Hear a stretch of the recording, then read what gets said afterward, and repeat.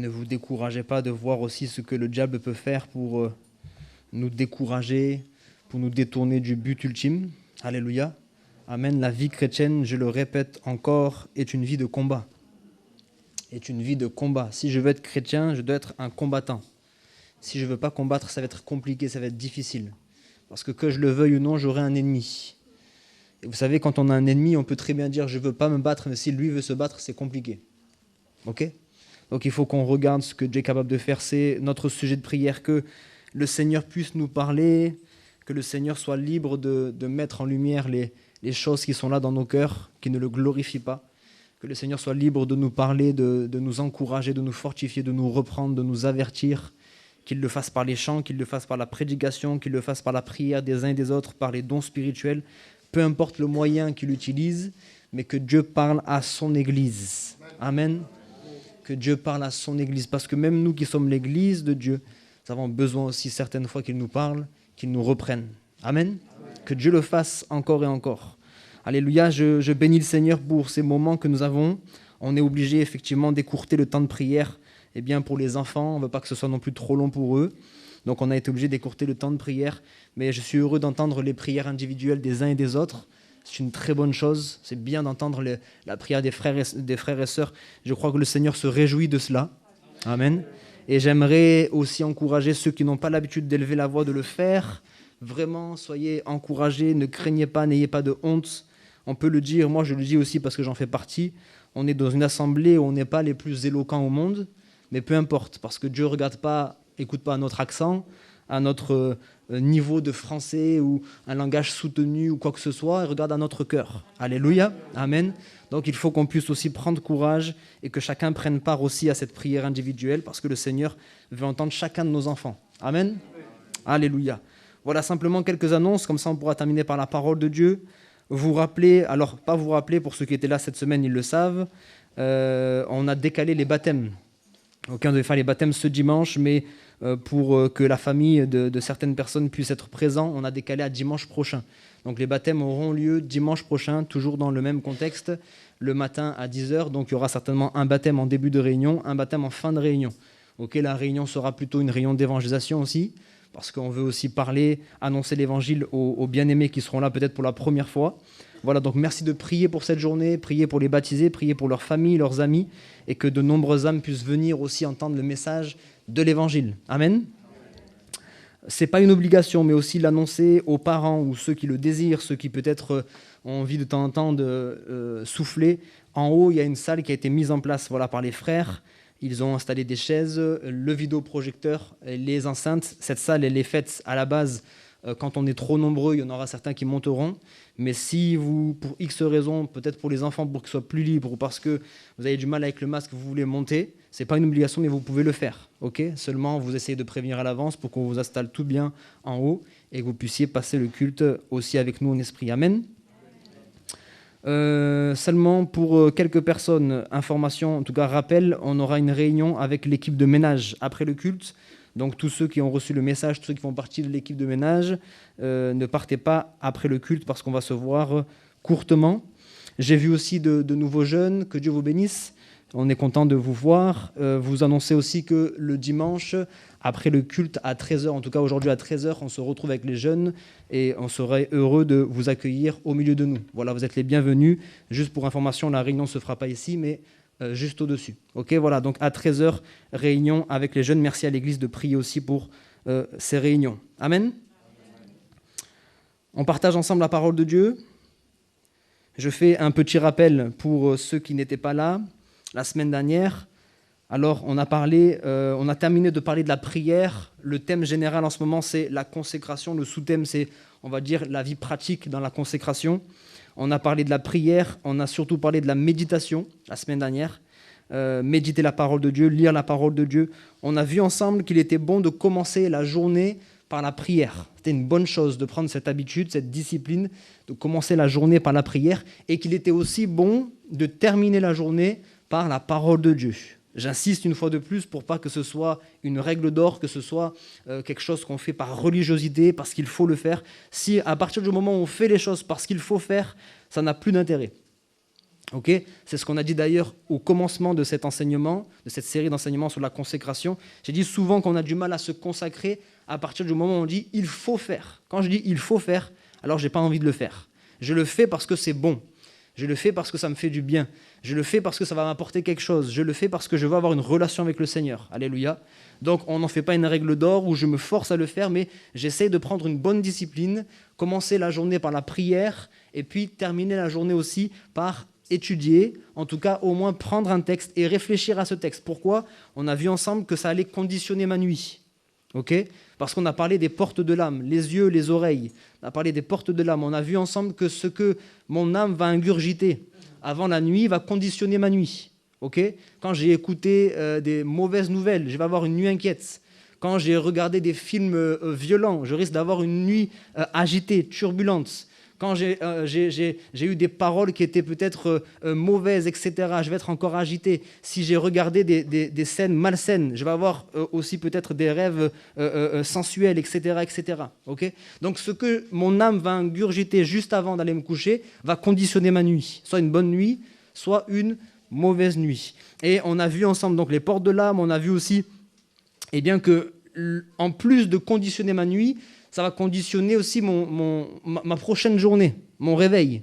Ça aussi, c'est logique. On a vu ensemble que on a fait ce parallèle. Par exemple, quand on mange des choses sucrées, salées ou acides, etc., non seulement on passe une mauvaise nuit, okay, et en plus, le lendemain, c'est logique, on n'est pas trac, on n'est pas en forme, le début de journée est difficile.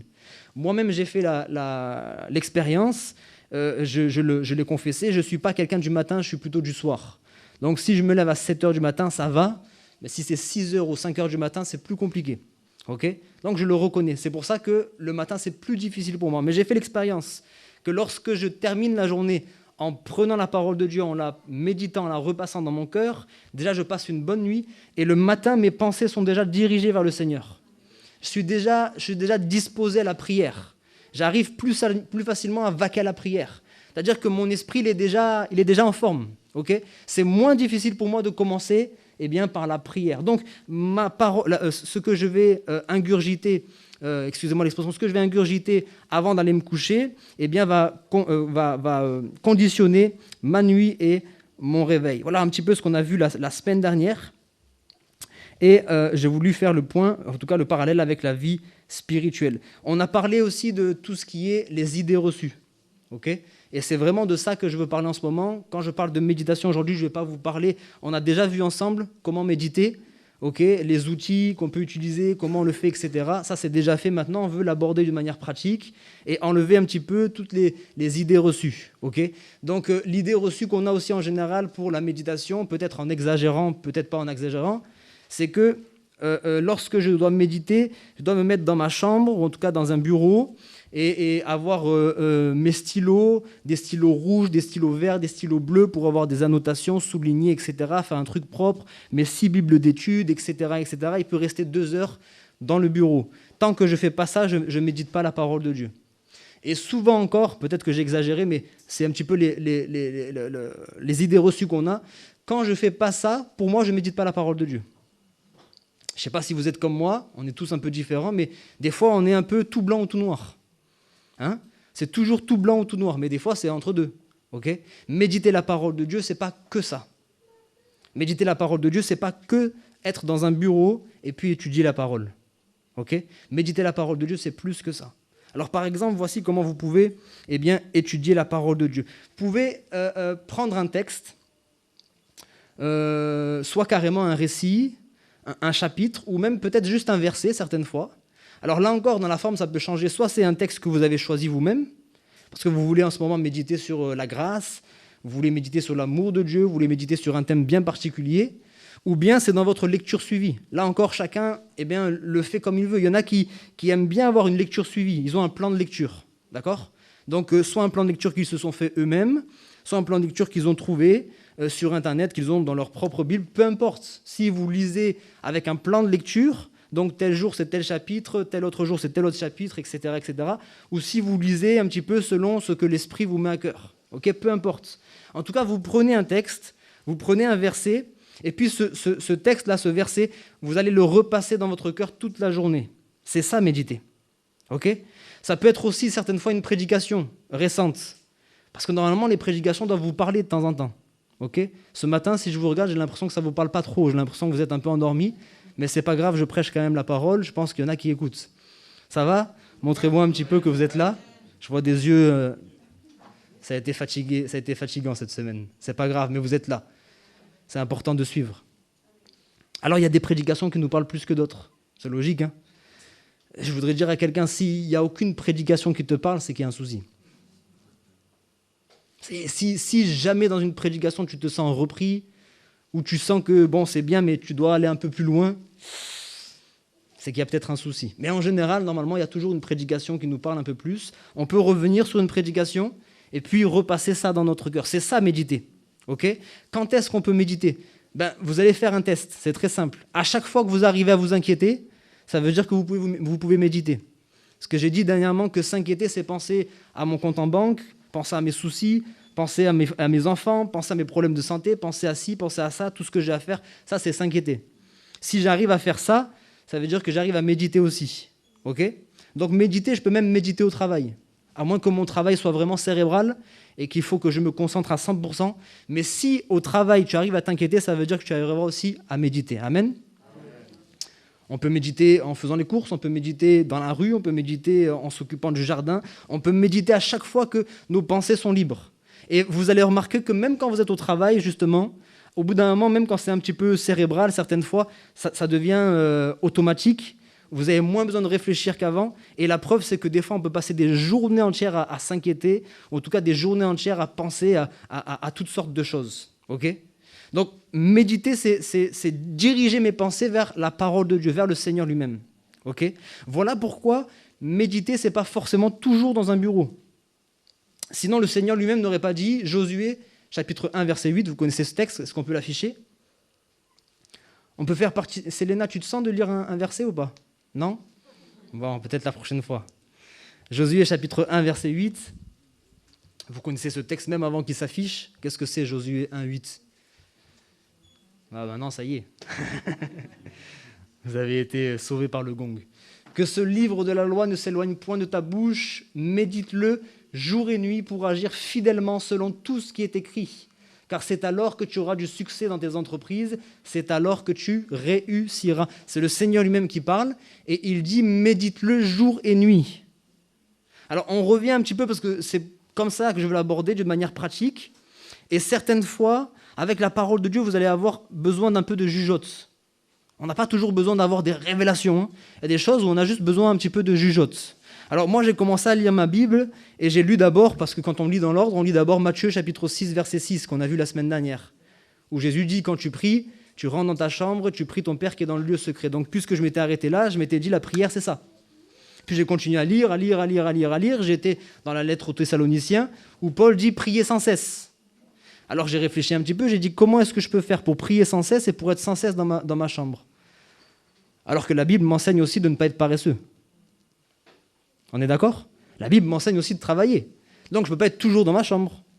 Ça montre bien qu'il y a différentes manières de prier. Pour méditer, c'est pareil. Je ne peux pas méditer jour et nuit. Si méditer, c'est seulement être dans mon bureau. Je ne suis pas tous les jours, jour et nuit dans mon bureau. Médite jour et nuit, ça veut dire que ce n'est pas forcé d'être avec un cahier, avec une Bible et assis sur une chaise en train d'écrire des choses. Méditer, c'est repasser la parole de Dieu dans mon cœur, la repasser et la laisser prendre vie. Parce qu'on a eu un don spirituel ce matin encore qui parlait de semence, la semence incorruptible de la parole de Dieu. Cette semence-là qui est envoyée, qui est jetée, Dieu dit qu'il n'envoie pas sa parole, elle ne revient pas à lui sans avoir accompli ses desseins. Alléluia. Donc tant qu'elle n'a pas accompli ses desseins, Seigneur, tes desseins dans ma vie, eh bien je veux la repasser dans mon cœur, qu'elle prenne vie, qu'elle s'enracine en moi. Alléluia. Qu'elle s'enracine en moi. Si je ne prends pas le temps, il n'y a pas de magie, et je veux le répéter encore, la vie chrétienne, ce n'est pas une vie magique. Ok ? Ce n'est pas une vie magique où je lis un verset, paf, je suis transformé. J'entends une parole, paf, je suis transversé. Non. La parole de Dieu est une semence. On n'a jamais jeté une graine dans la terre et puis elle pousse tout de suite. Non, jamais. Vous n'avez jamais vu ça. Et encore la semaine dernière, on parlait de ça. On disait que le Seigneur a toujours voulu nous enseigner de façon à ce que tout le monde comprenne. Les anciens comme les plus jeunes, comme les enfants même. Il nous a parlé souvent sous forme de paraboles pour qu'on comprenne les choses spirituelles. qui sont semblables aux choses invisibles, ok, aux choses visibles, pardon. Donc il parle de la semence. Donc nous, on sait bien, même si on n'est pas des jardiniers, on sait bien que quand on jette une graine, la semence, elle ne pousse pas tout de suite. Il faut d'abord qu'elle aille en profondeur, il faut d'abord qu'elle prenne racine. Tout le temps qu'elle prend racine, nous, on ne voit rien. On n'est pas sous la terre. Alors on arrose, comme il a été dit ce matin dans le don spirituel, on arrose, et puis un jour, elle va grandir. Mais si je n'arrose pas, s'il n'y a que la semence qui est tombée dans la terre, et puis moi, je ne fais pas le travail de l'arroser, elle ne va pas germer. Ok ? Donc ça, c'est votre rôle, ce n'est pas le mien. Ah, c'est pas le mien. Je ne vais pas venir tous les jours avec vous au travail, vous accompagner, puis vous rappeler, te rappelles ce que tu as lu hier, te rappelles ce que j'ai prêché la semaine dernière, tu te rappelles, il faudrait y réfléchir. Non. La prédication est là. Comme on dit toujours, l'école de Dieu, il y a les élèves qui veulent travailler et les élèves qui ne veulent pas travailler. Il y a les élèves qui font acte de présence, ça rentre là, ça sort là. Et puis il y a les élèves qui sont sérieux et qui veulent que cette parole-là elle puisse prendre vie en eux. Alléluia, plaise à Dieu que dans cette assemblée, ce soit des élèves sérieux. Amen. Il y en a au moins 3 ou 4 qui sont sérieux. Gloire à Dieu. Méditer la parole de Dieu. Méditer, je l'ai dit, donc c'est penser au Seigneur, penser à sa parole. Je voudrais dire aussi que le Seigneur fait en fonction du contexte dans lequel nous sommes. Ok ? Certaines fois, on est plus dur nous-mêmes que le Seigneur. Je veux le dire ça quand même. Certaines fois, on est plus dur avec nous-mêmes que le Seigneur lui-même. Dieu prend en compte le contexte dans lequel on est. Je donne mon exemple personnel. Avant de rentrer dans le ministère, je travaillais à Monoprix. Je travaillais 6 jours sur 7, du lundi au samedi. Et donc, il n'y avait que le 7e jour, le jour du Seigneur, le dimanche, où je ne travaillais pas, mais c'était toute la journée pour le Seigneur, le matin, l'après-midi, etc., etc. Donc, je n'avais pas beaucoup de temps. J'étais jeune marié, j'étais jeune papa. Je n'avais pas beaucoup de temps pour être dans une chambre, dans un bureau, pour méditer, et puis prendre un cahier, etc., etc. J'étais jeune, je manquais d'organisation, je manquais de discipline aussi, il faut le dire. Donc, je n'avais pas tout ce temps. Et en ce temps-là, déjà, je prêchais au moins une fois par semaine, soit la jeunesse, soit les réunions de maison à Beaulieu. Et Dieu me faisait grâce. En ce temps-là, Dieu me faisait grâce, parce qu'il savait que je n'avais pas forcément le temps de rester pendant 3 heures pour préparer un message, à étudier ma Bible, aller dans tous les recoins, etc., etc. Je n'avais pas le temps. Donc, souvent, Dieu me faisait grâce. Il me donnait un message quand j'étais au travail, quand j'étais dans la voiture en train d'aller chercher ma fille à la crèche, quand j'étais en train de faire les courses, ou peu importe. Il me donnait un message. Mais ça ne venait pas comme ça. C'est parce que, puisque je n'avais pas le temps de méditer dans un bureau, je méditais la journée. Je me levais le matin, je prenais un texte d'écriture. À l'époque même, c'était une manière que je faisais. À l'époque même, j'avais le trésor quotidien. Alors, je lisais le trésor quotidien et il y a une petite pensée qui est là, mais ça, c'est une pensée de départ. Ça ne suffit pas pour que ce soit une nourriture. Frères et sœurs, vous qui lisez le trésor quotidien, c'est très bien. Mais ça, c'est l'apéro, ça. Ça suffit pas pour tenir la journée. Le frère qui vous donne cette pensée-là, il vous ouvre une voie. Voilà, voici une pensée qui est là. Et c'est à vous dans la journée. C'est vraiment un bon tremplin pour méditer. C'est à vous dans la journée de continuer dans la pensée. De dire, Saint-Esprit, emmène-moi plus loin encore. Emmène-moi plus loin encore. C'est bien ce que j'ai reçu, mais tu peux m'enseigner directement. Et là encore, il faut qu'on puisse considérer la grâce que nous avons. Nous avons aujourd'hui cette grâce que le Saint-Esprit est en nous. Et je crois que j'avais déjà partagé cette parole et je voudrais peut-être la partager encore aujourd'hui pour encourager quelqu'un. J'étais donc jeune chrétien, etc., etc. Donc j'ai commencé à dire à mon pasteur mon désir d'entrer dans le ministère. Vous savez que ça a été un peu précipité. Et très rapidement, on m'a dit, bon, dans 2-3 mois, là, tu vas aller à l'Ariane. J'ai dit, mais Seigneur, j'ai pas eu le temps d'aller à l'école biblique. J'ai pas eu le temps d'aller étudier. J'ai pas eu le temps d'aller faire ci. J'ai pas eu le temps d'aller faire ça. Il faut dire la vérité, j'étais plein d'assurance jusque-là. Et quand on m'a dit ça, le moral était aux chaussettes. J'ai dit, comment je vais faire ? Et là, il n'est plus question de prêcher aux jeunes. Là. Il n'est plus question de prêcher aux jeunes. Je vais prêcher à des papas, des mamans, des papis, des mamies. Et puis, j'ai commencé à me décourager, à abandonner. Je dis, je ne peux pas, je vais dire non, en fait. Je vais dire non. Et puis, le Seigneur, il m'a un peu secoué. Il m'a dit, tu as besoin d'une école biblique pour étudier la parole de Dieu ? J'ai dit, quand même, ça aide. Il m'a dit, est-ce que tu as vraiment besoin de ça ? Tu n'as aucune excuse. Tu as la parole de Dieu, tu as le Saint-Esprit, l'enseignant. Et cette parole-là, ce n'était pas juste une parole comme ça. Cette parole, elle m'a rassuré. Je dis, mais c'est vrai. Quel enseignant de n'importe quelle école biblique au monde pourra m'enseigner mieux que le Saint-Esprit lui-même? Il est avec moi. À chaque fois que je vais fermer la porte, je vais dire, allez, teacher, viens, enseigne-moi, montre-moi c'est quoi les secrets de ce texte-là. C'est lui-même qui a inspiré la parole. Comment il ne peut pas me l'enseigner? Amen. Donc j'encourage quelqu'un ce matin. Méditer la parole de Dieu, ce n'est pas juste pour une certaine élite spirituelle, etc., etc. Même si je n'ai pas été longtemps à l'école, même si je n'ai pas des connaissances extraordinaires, je le répète, Jésus-Christ a fait en sorte de nous expliquer ces principes spirituels, ces principes bibliques, de telle sorte que même les petits-enfants ils peuvent l'entendre et le comprendre. Alléluia. Amen. C'est lui-même qui a dit, soyez des petits-enfants. Même il vous encourage. Il dit, quand vous venez avec la parole, là, ne soyez pas trop intellectuels. Vous aurez plus de facilité. Et avec le peu d'expérience que j'ai là, dans le ministère, j'ai vu beaucoup de personnes qui n'avaient pas beaucoup d'éducation, mais grandir dans la foi rapidement. Tandis que d'autres qui étaient un peu plus intellectuels, qui voulaient toujours raisonner, comprendre, etc., ils ont eu un peu plus de mal. Parce qu'à chaque fois qu'ils lisent la Bible, ils veulent la lire d'une manière intellectuelle. Et ça pose problème. Parce que des fois, on va pouvoir comprendre d'une manière intellectuelle, des fois, c'est irrationnel. Alléluia. Donc, on a besoin de comprendre que la parole de Dieu, elle est suffisante à elle-même. Méditer, et je le dis encore, ça peut se faire dans la journée. Quand j'ai pris mon texte de la parole, et je veux le repasser dans mon cœur, je vais essayer de tirer des enseignements personnels. Okay? Parce que je le répète, il faut aussi que ce soit pratique. L'enseignement qui vous est donné les dimanches matins, par exemple, comme ce matin, c'est un enseignement général. Je ne vous parle pas à chacun individuellement. Je ne peux pas le faire. Parce que déjà, je n'ai pas le temps. Et puis en plus, je ne vous connais pas individuellement comme le Seigneur vous connaît. Donc, je dispense un enseignement général. Maintenant, si vous voulez aller en profondeur, ça va être à vous de continuer un petit peu. Okay? Et de repasser ces passages-là dans vos cœurs. Dans vos cœurs. Quand vous allez, si ça n'a pas été encore fait, quand vous allez faire cette expérience, vraiment, vous allez voir votre vie spirituelle changer. Et Dieu va vous donner de l'assurance. Parce que souvent, on s'appuie sur le pasteur, sur les anciens, sur l'église, etc., etc. On se dit, et regardez, Dieu a voulu, je suis complètement sorti du message, mais c'est pas grave. Dieu a voulu nous enseigner des choses. Avec ce qu'on est en train de vivre, Dieu a voulu nous enseigner des choses. Si on a tout misé sur l'église, là, comme on est en train de vivre aujourd'hui, notre vie spirituelle, elle n'est pas très solide. Dieu a permis que l'église, là, les bâtiments soient fermés. C'est-à-dire que même si vous avez eu la grâce, avec le moyen technologique, d'avoir quand même eu des enseignements régulièrement, etc., on savait que ce n'était pas suffisant. Si vous n'avez pas pris le temps pendant ce temps de confinement, là, pour avoir une relation personnelle avec le Seigneur, c'est ce qui fait qu'aujourd'hui, peut-être certains sont essoufflés, sont fatigués, sont abattus, etc., etc. Ce n'est pas un reproche que je fais, mais le Seigneur est en train de nous enseigner. Il est en train de nous montrer que l'Église, ce n'est pas suffisant.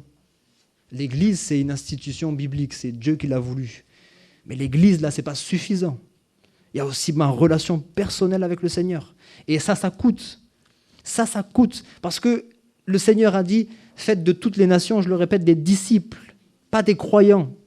Si vous restez juste des croyants, vous allez avoir des difficultés. Un disciple, on l'a dit, il s'impose une discipline. Et la discipline, c'est facile pour personne. Ne vous imaginez même pas que, lui, il est pasteur, donc déjà c'est facile. Eux, ils sont anciens dans la foi, c'est facile. Non. La discipline, là, il n'y a aucun homme, aucune femme qui aime la discipline. Parce que vous et moi, on est tous faits de la chair. Et la chair, là, elle n'aime pas la discipline. Que ce soit physique ou spirituel ou quoi que ce soit. Dès que vous allez à l'encontre des désirs de la chair, vous allez voir que c'est compliqué. Je le répète, dans le spirituel, mais même des fois dans des choses simples, quotidiennes, terrestres. On doit se priver de nourriture pour jeûner. Mais votre chair, là, elle ne va pas dire Alléluia. Hein. La chair, elle ne dit pas Alléluia. La chair, elle dit j'ai faim. Et puis ça gargouille, etc., etc. C'est juste ce jour-là que vous allez sentir les odeurs de la pizza, que vous allez voir la pâtisserie là, avec la belle vitrine, etc. C'est juste ce jour-là. Vous voulez veiller un petit peu plus. Hein? Vous vous rendez compte? En fait, en général, je me couche vers 22h30. Donc, si je ne regarde pas le feuilleton du soir, je peux avoir là 1h30. Waouh! Là, je parle au hasard, je vous ai déjà libéré 1h30 dans votre temps. Pour beaucoup. Et encore pour ceux qui se couchent à 22h30. Il y en a qui se couchent plus tard. Donc si je me couche à 22h30, je ne regrette pas le feuilleton à 21h, j'ai déjà débloqué 1h30 avec le Seigneur. Vous allez vous rendre compte que si vous arrivez facilement à rester devant la télé 22h30, 23h, minuit, quand vous allez rentrer dans votre chambre là, à 21h pour commencer à prier et lire la Bible, votre chair là, va vous rappeler à l'ordre. Hein. Et là, il faudra la discipline. Je relisais ce matin avant de monter au culte, j'étais dans mon bureau et je lisais le livre des Actes. Et au moment où Pierre doit aller chez Corneille, vous connaissez le texte, et le Saint-Esprit va l'avertir. Et la Bible nous dit qu'il était monté sur le toit pour aller prier. Et à ce moment-là, il avait faim. Ok ? Même Pierre, il avait faim aussi. Hein. Si Jésus lui-même avait faim, Pierre aussi avait faim. Et on était en train de lui préparer à manger. Donc je ne sais pas si l'isolation et tout ça c'était bon, mais l'odeur devait être en train... Il était en haut, donc l'odeur devait être en train de remonter, ça devait être difficile. Hein. On en parle comme ça, mais il y a des détails de la Bible, c'est pour vous rassurer aussi. Et c'est pour qu'on sorte aussi de nos excuses. Oui, mais à l'époque, non, mais... Kevin, à l'époque, c'était facile de se consacrer, il n'y avait rien à faire, il n'y avait pas de télé, il n'y avait rien. Les gens, ils faisaient que travailler dans les champs. Il y a quelque chose de nouveau sous le soleil ? On a inventé quelque chose, nous ? La forme a changé, mais le fond, est-ce qu'il a changé ?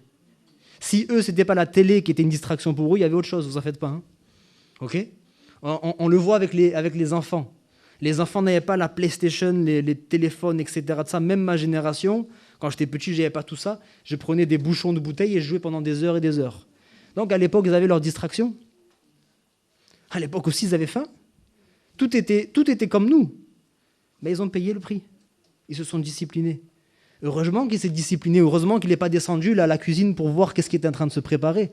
Hein ?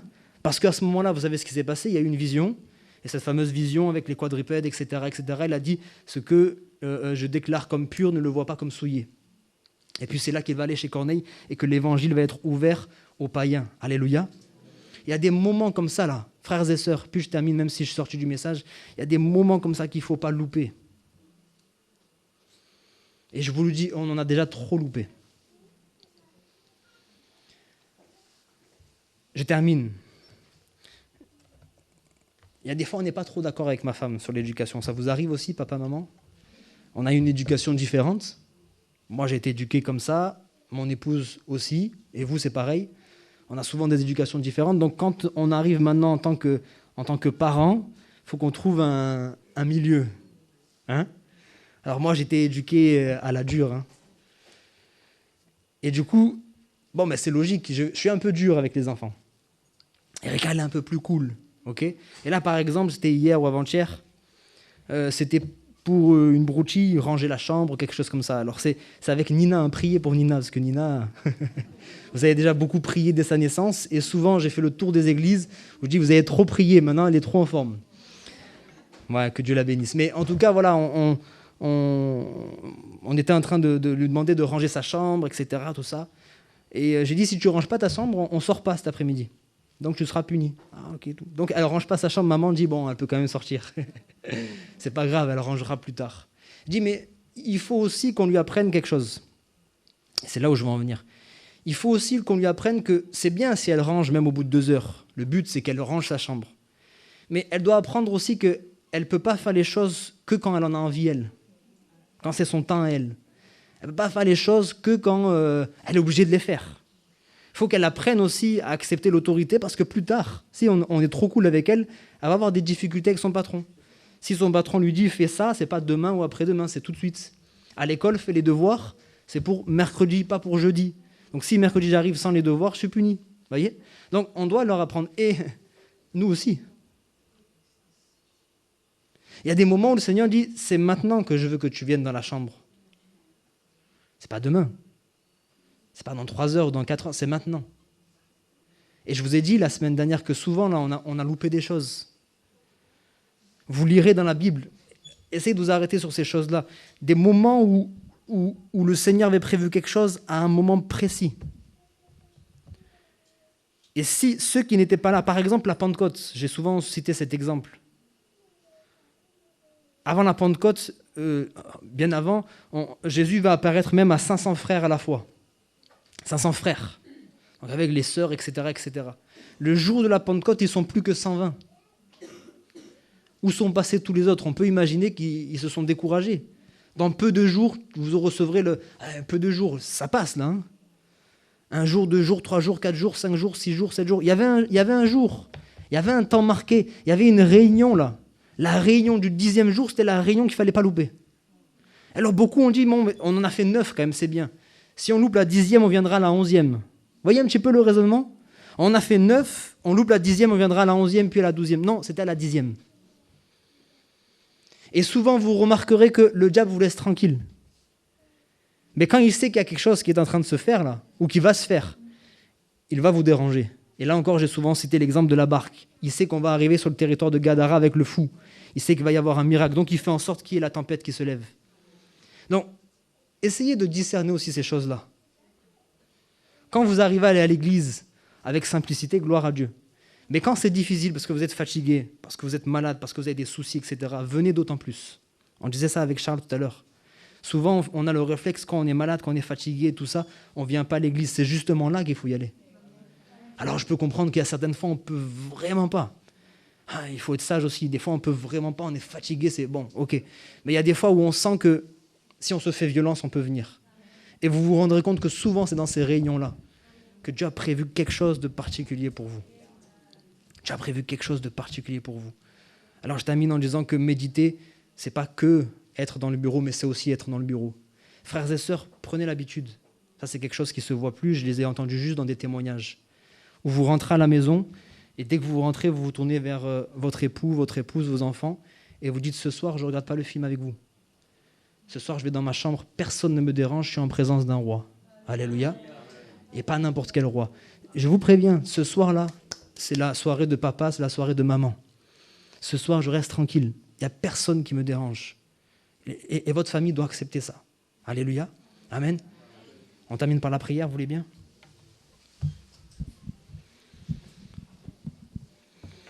Seigneur, aide-nous dans nos faiblesses. Tu sais combien notre esprit est bien disposé, mais combien notre chair est faible. Tu sais combien au-dedans de nous, souvent nos cœurs brûlent pour toi. Combien nous avons ce désir d'être plus proche de toi. Combien nous avons ce désir de dévorer ta parole, de passer des heures dans la prière. La volonté est là. Mais Seigneur, souvent c'est compliqué de la mettre en pratique. Mais tu as dit dans ta parole que c'est toi qui crées en nous le vouloir et le faire selon ton bon plaisir. Alors aide-nous. Aide-nous dans nos faiblesses, aide-nous dans nos difficultés, donne-nous de la sagesse, de l'intelligence pour que nous puissions bien organiser notre emploi du temps. Mettre la priorité à ta parole, la priorité à la prière, la priorité à ta présence. Seigneur, aide-nous lorsque notre chair est faible, lorsque elle n'a pas envie de passer ce temps dans ta présence. Aide-nous, Seigneur Jésus, à être disciplinés. Nous voulons, Seigneur Jésus, grandir devant ta face. Nous ne voulons pas simplement être des croyants, mais nous voulons être des disciples. Et tu sais combien nous avons besoin de toi. Ce ne sont pas que des paroles. Ce matin, tu vois dans le secret des cœurs ceux qui ont vraiment ce désir. Je te prie de les aider. Pour cette semaine particulièrement, cette semaine, qu'il y ait là des bien-aimés qui réussissent à prendre la victoire dans ce domaine. Dans le domaine de la prière, dans le domaine de l'étude de la parole. Que des bien-aimés puissent cette semaine prendre la victoire dans ce domaine. Jésus, tu les aides. Tu les aides par ton esprit. Tu leur permets, Seigneur Jésus, de faire des expériences nouvelles avec toi, pour les encourager, pour leur donner plus soif encore. Que nous soyons tous zélés pour toi. Que nous soyons tous zélés pour toi. Que nous puissions déclarer avec vérité, comme tu l'as dit, le zèle de ta maison me dévore. Seigneur, tu vois ceux qui sont abattus ce matin, ceux qui ont eu du mal à écouter le message, ceux qui étaient dérangés par toutes sortes de pensées, ceux qui se sont souvenus des soucis qu'ils ont là, en dehors de l'église. Tu vois ceux qui étaient fatigués de cette semaine de travail, ceux qui ont eu du mal à écouter pleinement la parole de Dieu. Je crois, Saint-Esprit, que tu vas être capable vraiment de toucher leur cœur. Si ce n'est pas maintenant qu'ils ont reçu, qu'ils ont été convaincus, tu les accompagnes dans leur maison et là, tu leur parles à nouveau. Là, tu leur parles à nouveau. Là, tu leur parles à nouveau. Ceux qui ont reçu les dons spirituels ce matin. Là où tu as parlé à une ou plusieurs personnes, Seigneur Jésus, que leur cœur soit vivement touché. Que leur cœur soit vivement touché. Celui qui était rempli de colère, celui dont tu as parlé, qui était là dans la tristesse, dans la colère et toutes ces choses, que tous ces fardeaux puissent tomber. Qu'il soit libéré de ces liens au nom de Jésus. Qu'il soit libéré de ces liens, Seigneur. et qu'il puisse s'approcher de toi comme un homme nouveau, comme une femme nouvelle, au nom de Jésus-Christ. Amen. Amen. Que Dieu vous bénisse abondamment. N'oubliez pas donc pour nous